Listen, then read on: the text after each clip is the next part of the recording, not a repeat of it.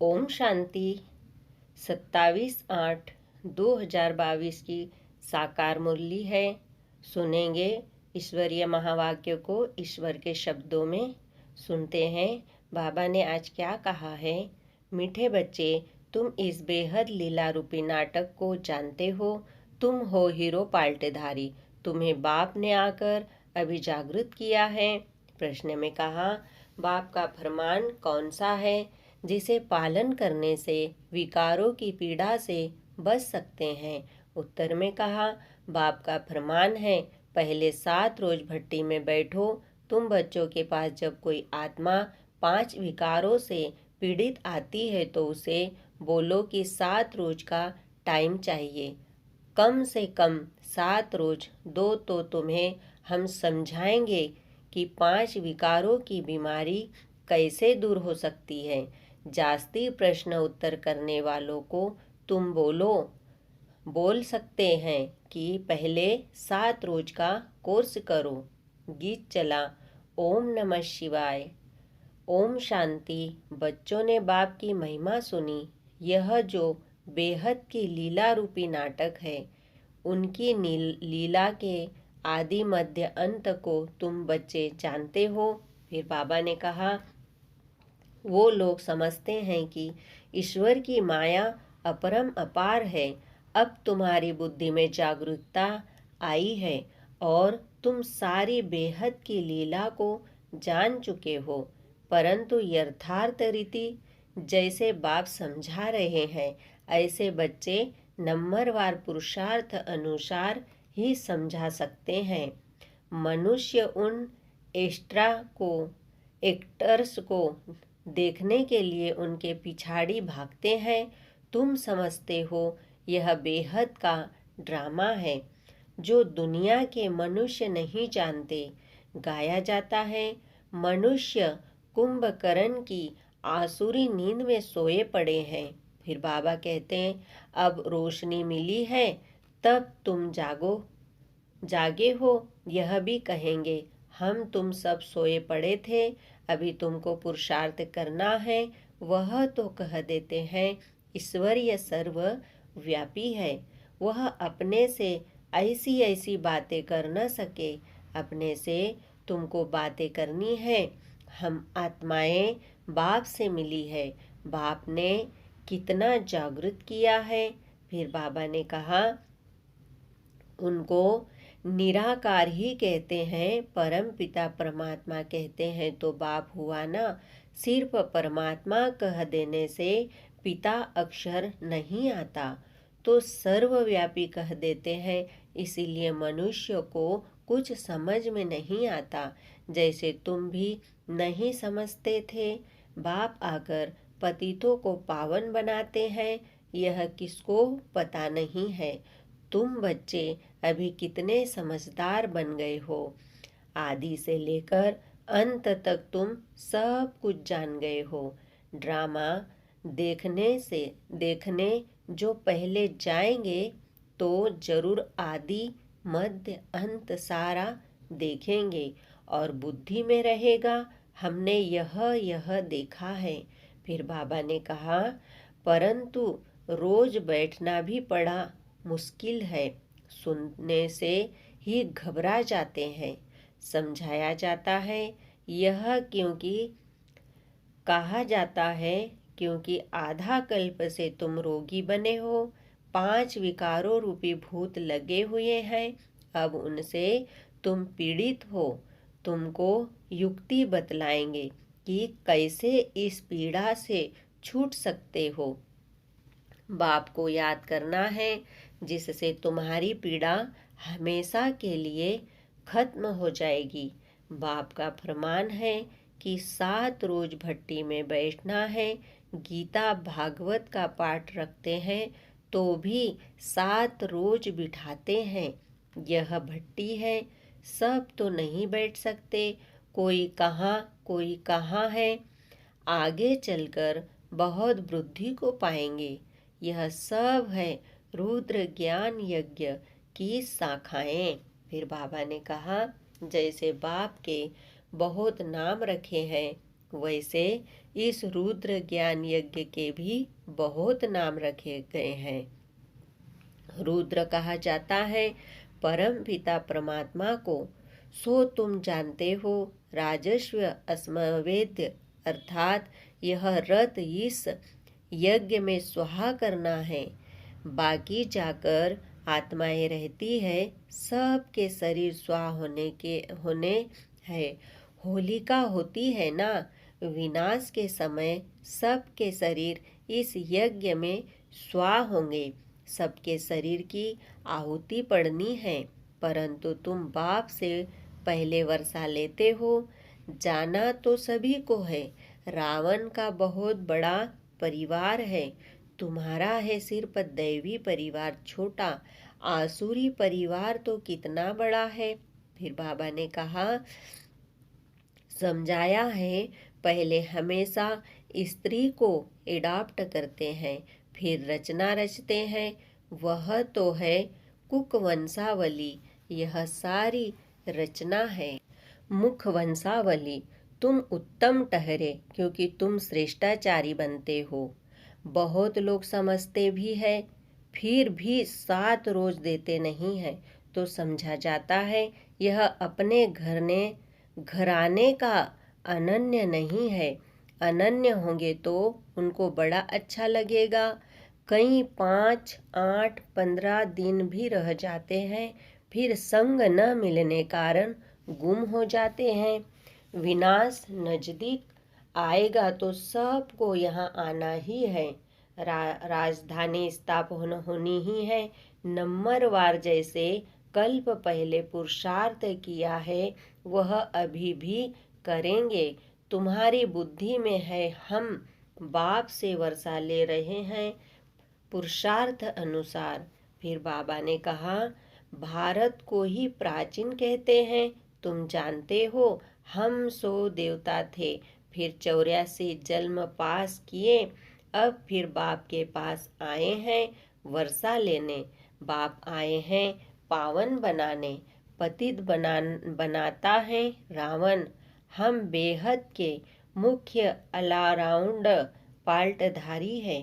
सूर्यवंशी चंद्रवंशी चक्र लगाकर अब सूर्यवंशी से फिर ब्राह्मण वर्ण में आए हैं। फिर बाबा ने कहा, शिव बाबा और ब्राह्मणों की चोटी उड़ा दी है, वह दिखाते नहीं है। अभी तुम्हारी बुद्धि में 84 जन्मों का राज बैठा हुआ है। तुम कितने जन्म लेते हो, दूसरे धर्म वाले कितने जन्म लेते हैं। फिर बाबा ने कहा, पहले पहले आने वालों के ही 84 जन्म कहेंगे, सब थोड़े ही सूर्यवंशी में आएंगे। यह भी हिसाब है, इनको डिटेल कहा। मनुष्य की वृत्ति बहुत खराब रहती है। पंचायती राज्य है ना, फिर सतयुग में होते हैं 100% religious righteous lawful solvent deity government. तो तुम बच्चों को बड़ी मेहनत करनी है। चित्र भी बहुत बनते रहते हैं, इतना बड़ा चित्र हो जो मनुष्य दूर से ही पढ़ सके। यह बहुत समझने और समझाने की बात है, जिससे मनुष्य समझे कि बरोबर हम स्वर्गवासी थे, अब नरकवासी बने हैं, फिर पावन बनना है। ड्रामा का राज भी समझाना है, यह चक्र कैसे फिरता है। फिर बाबा ने कहा, आज तो एकदम कंगाल बन पड़े हैं, रात दिन का फर्क है। यह भी अपने विकर्मों का फल है जो भोगना पड़ता है। अब बाप कर्मातीत अवस्था बनाने आए हैं। भारत क्या था, अब क्या है। फिर बाबा ने कहा, बुद्धि में यही याद रहे कि हम कितना ऊंच थे, फिर कितना नीचे गिरे हैं। गिरे हुए तो बहुत तुम्हारे पास आएंगे। गणिकाओं अहिल्याओं को भी उठाना है। उन्हों को जब तुम उठाओ तब ही तुम्हारा नाम वाला होगा। अब तक किसकी बुद्धि में बैठता नहीं है। देहली से आवाज निकलना चाहिए, वहाँ झट नाम होगा, परंतु अजून देरी दिखाई देती है। अबलाओं गणिकाओं को बाप कितना ऊंच आकर उठाते हैं। तुम ऐसे ऐसे का जब उद्धार करेंगे तब नाम बाला होगा। बाबा कहते हैं ना, अभी तक आत्मा अजून रजो तक आई है, अभी सतो तक आना है। बाबा तो कहते हैं कुछ करके दिखाओ। तुम बच्चों को तो बहुत सर्विस करनी है, परंतु चलते चलते कोई न कोई ग्रहचारी बैठ जाती है। फिर बाबा ने कहा, कमाई में ग्रहचारी होती है ना, माया बिल्ली बेहोश कर देती है। गुलबकावली का खेल है ना। बच्चे तो खुद समझ सकते हैं कि बाप दादा के दिल पर कौन चढ़ सकते हैं। संशय की कोई बात नहीं। कई प्रश्न पूछते हैं, यह कैसे हो सकता है? अरे तुम साक्षी होकर देखो। ड्रामा में जो नूंद है सो पाल्ट चलना है। ड्रामा के पट्टे से गिर पड़ते हैं। जिनको समझ में आता है वह नहीं गिरते हैं। तुम क्यों गिरते हो? ड्रामा में जो नूंद है वही होता है ना। फिर बाबा ने कहा, भारत में हजारों को साक्षात्कार होता है। यह क्या है? इतनी आत्माएं निकल कर आती है क्या? यह सब ड्रामा का खेल समझने का है। इसमें संशय की बात नहीं हो सकती। कितने संशय में आकर पढ़ाई छोड़ देते हैं, अपना ही खाना खराब करते हैं। कोई भी हालत में संशय बुद्धि नहीं बनना है। बाप को पहचानना, फिर बाप से संशय आ सकता है क्या? बच्चे जानते हैं, हम पतित पावन बाप के पास जाते हैं। पावन बनकर तो गाया हुआ है। पतित पावन को आना है और पतितों को पावन बनाना है।